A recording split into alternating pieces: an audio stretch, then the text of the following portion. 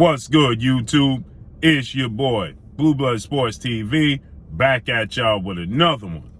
So, we got the big news yesterday of the highly anticipated, undisputed welterweight showdown between undefeated, unified, three-belt WBC, IBF, WBA welterweight world champion, superstar boxer who is widely considered by many to be top two, if not the number one best pound-for-pound fighter in the world, definitely top five, in Errol the True Spence Jr., 28 wins, no loss, and no draw, 22 big wins by way of knockout, 32 years of age, 5'9.5" with a 72-inch arm reach, taking on undefeated three-division world champion, former junior welterweight undisputed world champion, currently the reigning WBO, World Boxing Organization welterweight world champion, who is widely considered by many to be the number one best pound-for-pound fighter in the world, in Terence "Bud" Crawford.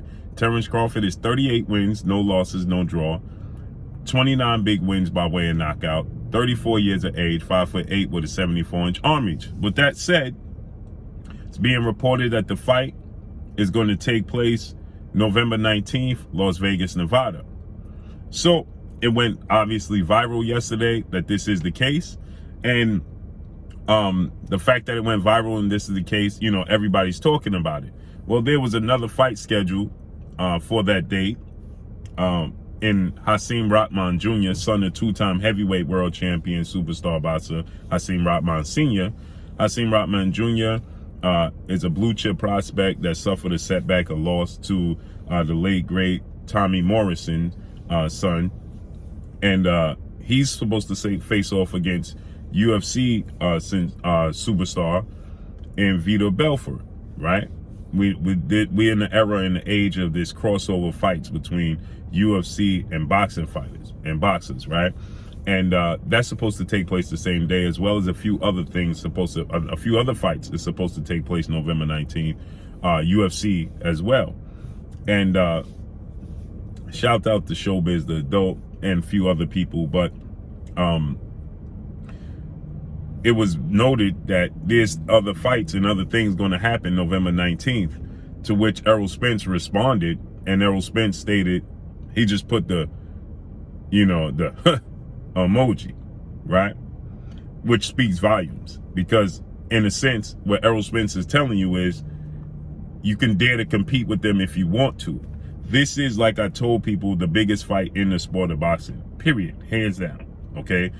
People want to bring up other fights, you know, to say, well, this fight is just as big or that fight is just as big, you know, to try to, you know, compete with that of Errol Spence Jr. and Terence Crawford. I hear people say that, you know, Tyson Fury, undefeated WBC, two-time heavyweight world champion, British superstar boxer Tyson Fury versus fellow countryman, Olympic gold medalist, two-time unified heavyweight world champion, British superstar boxer Anthony Joshua, okay? That looks like that's going to take place December 3rd in the UK, obviously. And then, you know, people are talking about Canelo Alvarez, four-division world champion, who's currently the undisputed super middleweight world champion, widely considered by many to be the face of the sport of boxing, top 10 pound-for-pound best fighters in the world, as he takes on his biggest rival for a third time in a trilogy against two-time unified middleweight world champion, superstar boxer Gennady Triple G Golovkin. So people are saying that Gennady Golovkin and Canelo Alvarez is a bigger fight.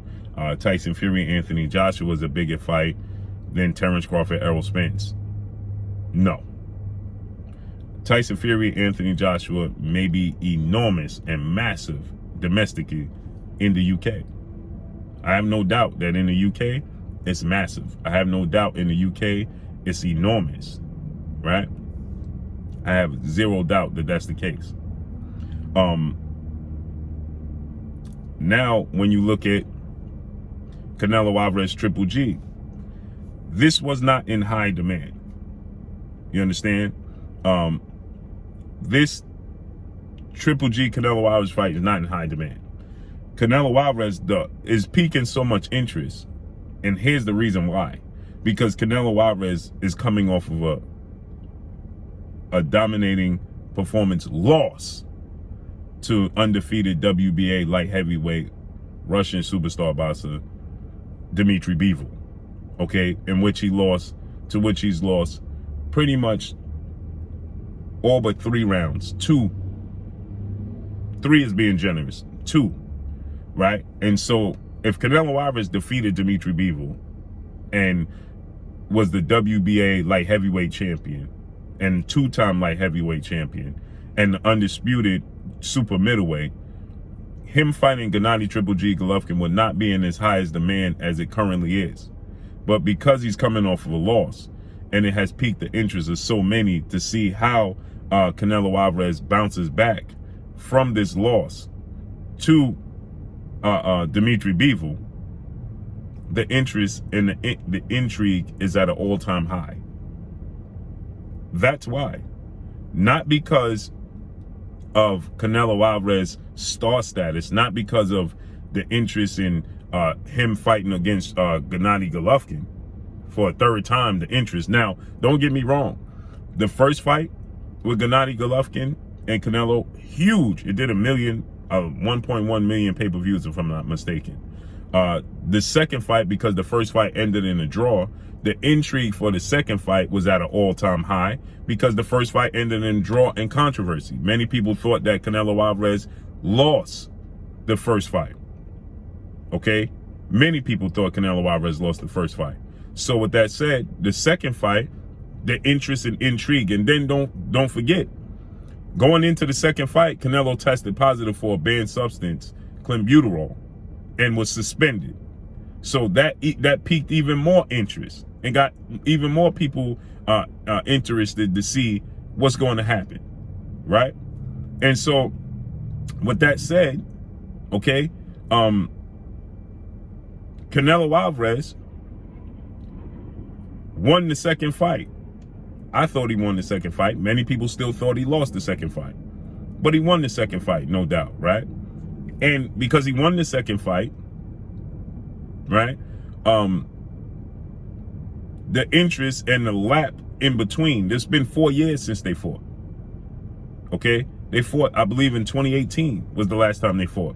It's been 4 years, and Canelo Alvarez has went to another level, has went on to accomplish many more things since that fight, and Triple G has plateaued and dipped. He's took a huge nosedive, okay? He don't look nowhere near the guy who fought Canelo Alvarez those first 2 times.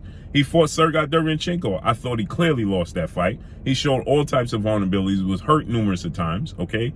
Then he fought Steve Wells. He didn't look good in that fight, Steve Rolls, okay? He got the knockout. People will pay attention to end results and not that what actually took place. And then he fought Ryota Murata most recently in a unification bout, and he was losing the first 5 rounds in that fight. He didn't look good in that fight at all whatsoever. And so he got the knockout, but again, he looked vulnerable to the body. He's showing his age. He's 40 years of age. Okay, he's 40 years of age. So he's definitely showing his age. He's showing the wear and tear. He's showing that he's just simply not the same guy he once was. And Canelo Alvarez has shown that he's gotten better over time. Okay? And so with that said, the competition is not the same. Triple G has been inactive. Canelo's been active.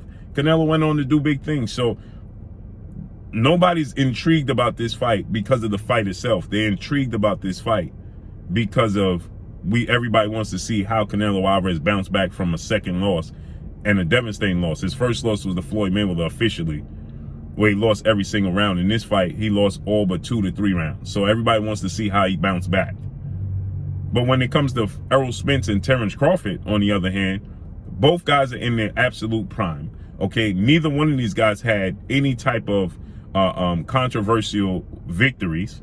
Neither one of them. Canelo Alvarez has controversial victories over Erislandy Lara and Triple G. Okay, Tyson Fury has controversial wins over Deontay Wilder.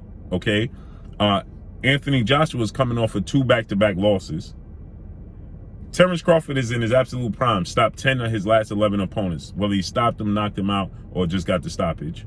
Errol Spence came back, suffered multi injuries, car accident, eye injuries, bounced back, dominated Danny Garcia, dominated your Dana Suga, stopping him, breaking his ribs, orbital bone, and nose, and unifying the belts. And they're both in their absolute prime, and both of them are undefeated. Anthony Joshua's on 2 back-to-back straight losses. Tyson Fury has questionable wins. Now he's undefeated. Canelo Alvarez, he has 2 losses, 2 draws, and questionable wins. Triple G is 40 years old and looks nowhere near. He looks a shell of himself, and he has losses and draws to Canelo Alvarez. Right? The magnitude of Errol Spence and Terence Crawford is completely on a different level than these fighters. The last time we had a fight of this magnitude, 4 undefeated fighters, okay? The last time we had this was September of 1981, September 16th of 1981, when we had 2 legends, icons facing off for undisputed in Sugar Ray Leonard and Tommy the Hitman Hearns. After that, we had, Floyd Mayweather, Manny Pacquiao, but that, again, like I said yesterday, that was many people paying to see Floyd Mayweather lose. Manny Pacquiao was a superstar, 8-division champion, but he was already brutally knocked out 3 times. He already had losses that he was dominating, outboxing, outclassed by Eric Morales. He lost in every which way possible. He had draws on his record, okay? So people was paying because they believed that Manny Pacquiao was the man to finally put a blemish on Floyd Mayweather's resume. That's why the interest was so high there. So the last time we had a fight of this magnitude in the welterweight, in the glamour division, the welterweight division, and don't get me wrong, as the heavyweight division goes, so goes the sport of boxing, but the welterweight division, the glamour division, and the interest and the intrigue for both of these fights, this is truly, truly a 50-50 fight. One may look at Gennady Golovkin and say, well, Gennady Golovkin looks like a shell of himself. Is that truly a 50-50 fight? No. Anthony Joshua's coming off of 2 back-to-back losses. Is him versus Tyson Fury truly a 50-50 fight? In the heavyweight division, anything could happen because the heavyweight division. But is it truly, truly a 50-50 fight? No. This fight with Errol Spence and Terence Crawford is truly, truly a 50-50 fight. So any fight trying to compete with it, I agree with Errol Spence, on November 19th, you're in trouble. And it's the biggest fight in boxing, period, hands down.